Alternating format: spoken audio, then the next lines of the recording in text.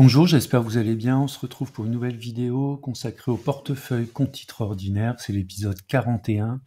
Alors, je l'ai intitulé Prise de bénéfices. On va le voir, j'ai fait quelques ventes, notamment sur Chevron et Merck. Je vous donnerai un petit peu les raisons pour lesquelles j'ai vendu ces deux actions. Et puis ensuite, on verra également les opportunités pour le deuxième trimestre. Alors, on va démarrer au niveau de l'agenda, donc les objectifs du compte titre ordinaire, l'évolution, les marchés sont-ils à leur prix, et puis on ira dans le détail sur les achats-ventes et les opportunités T2 sur mon CTO. On démarre par un avertissement, je ne suis pas conseiller financier et cette vidéo n'a pas pour but de vous proposer un placement financier ou un quelconque conseil d'achat, mais uniquement un but pédagogique et de partage. Vous restez responsable de vos investissements. Alors les objectifs du compte titre ordinaire, c'est un revenu complémentaire, donc un horizon d'investissement de 15 ans, un versement donc à peu près de 350 € mensuels, c'est quelque chose que je fais de manière très très régulière. Mon objectif de croissance sur le compte titre ordinaire est de 8%, donc dividendes inclus bien sûr, ce qui me donnerait donc à la fin de la 15e année un peu plus de 170 000 €. Donc si je prends 8% de croissance, donc qui va continuer au-delà de la 15e année, mais je n'utilise que 4% pour avoir des revenus, donc ça veut dire que le portefeuille va continuer à croître, mais j'en extrais en fait la moitié, c'est-à-dire 4% de cet accroissement annuel.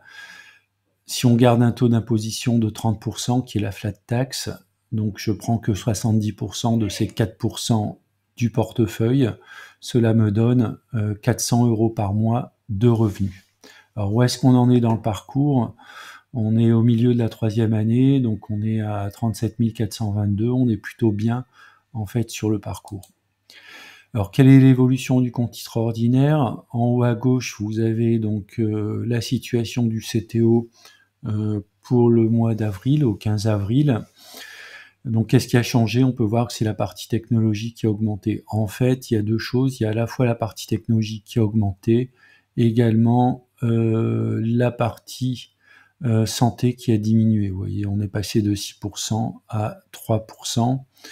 Bon, le cash légèrement augmenté, mais ça c'est aussi lié aux achats, aux ventes et aux versements. Assez stable sur la partie ETF.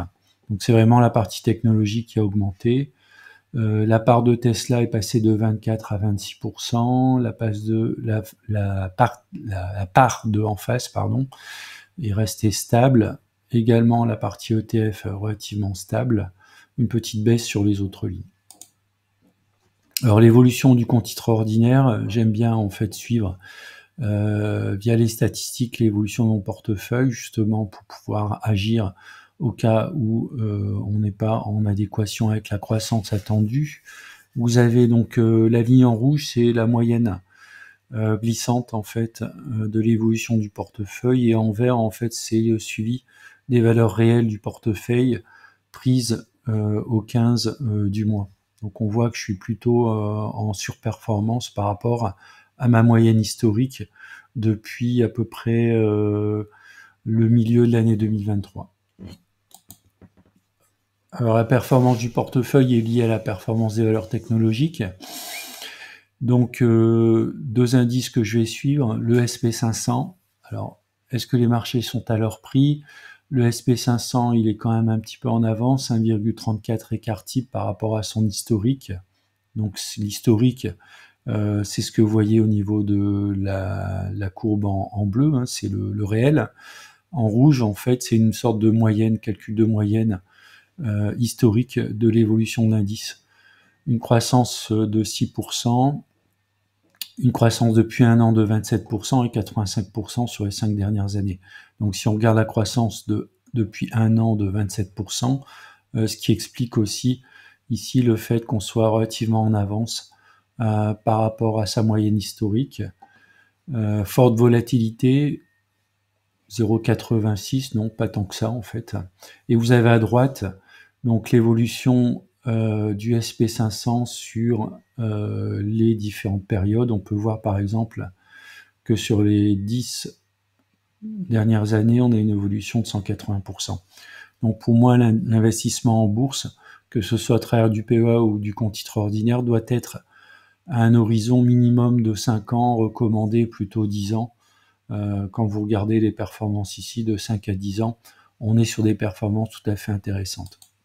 Si on regarde la même chose avec le Nasdaq, également un plus 1,20 écart type, une belle progression de 33% sur un an et 113% sur 5 ans, un coefficient de corrélation de 0,82, donc un peu plus volatile que le SP500, c'est normal, on est sur des valeurs technologiques, croissance du modèle supérieure également à celui du SP500 puisqu'on est à 8,22%.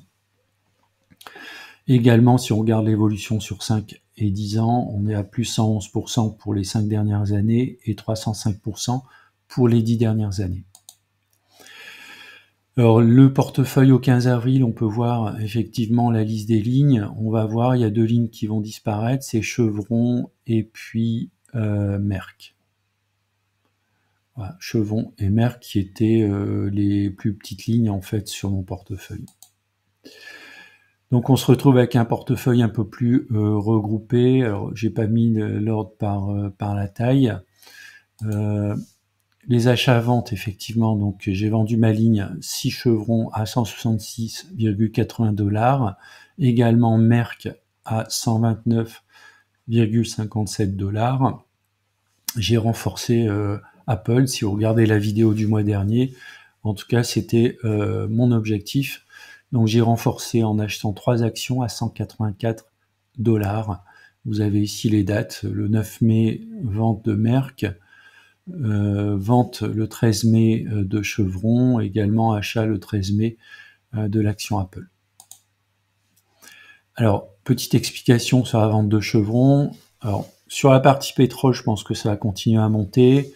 Je suis relativement bien exposé au pétrole avec Total. D'ailleurs, je ferai une vidéo sur un focus Total dans les prochains jours. Donc je me suis tout simplement séparé de Chevron par rapport à ces aspects-là, et puis dû au fait aussi que Chevron a une croissance moyenne qui est inférieure aux valeurs, on va dire, technologiques.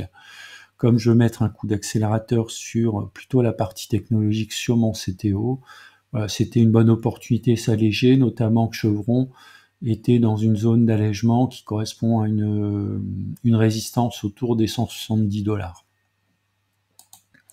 En ce qui concerne Merck, donc là c'est pareil, quand on regarde la croissance du modèle de 3%, on est plutôt bien 1,45 écart type, on était proche également d'une zone d'allègement, donc autour des 132-134 $, j'ai allégé un petit peu en dessous à 129,57 $. Voilà, il n'y a pas grand-chose à dire, hein. Ce sont deux actions Chevron et Merck de bonne qualité. Je me suis allégé pour renforcer plutôt la partie technologique. Donc il y a eu un renfort qui s'est fait sur Apple. Moi je trouve que Apple est actuellement un petit peu chahuté, donc on est à moins 0,41 écart type par rapport à une croissance historique de 25% par an, coefficient de corrélation de 0,77, donc on a une volatilité un peu plus forte, même si elle est relativement faible depuis les 10 dernières années.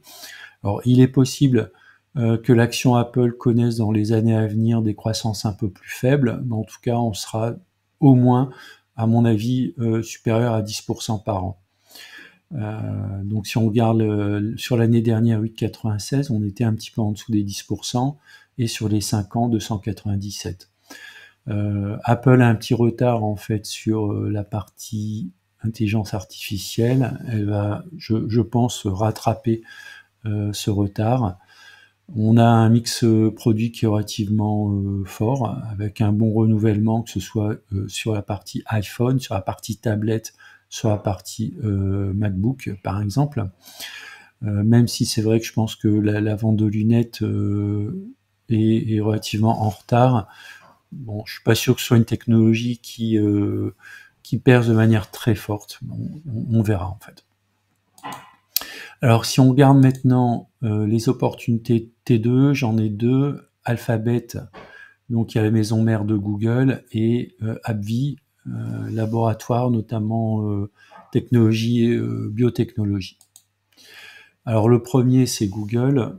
Donc Google est actuellement dans un canal ascendant depuis octobre 2022. On voit ici clairement, on est plutôt sur le haut du canal. Donc moi, je vais attendre un retour autour de la zone des 150 euros. Donc j'ai mis un ordre autour des 152 euros pour essayer de rentrer en fait en termes de renfort sur Google. Croissance du modèle de 16%, coefficient de corrélation de 0,89, croissance sur un an 46%, donc elle a bien monté, et 200% sur les 5 dernières années. On est actuellement à plus 0,77 écart type. Donc la raison pour laquelle j'attends un petit retour en fait sur cette zone des 150 euros. Bon, on n'y aura peut-être pas droit, c'est pas grave. On attendra pour renforcer sur Google dans ce cas-là. Et puis AbbVie.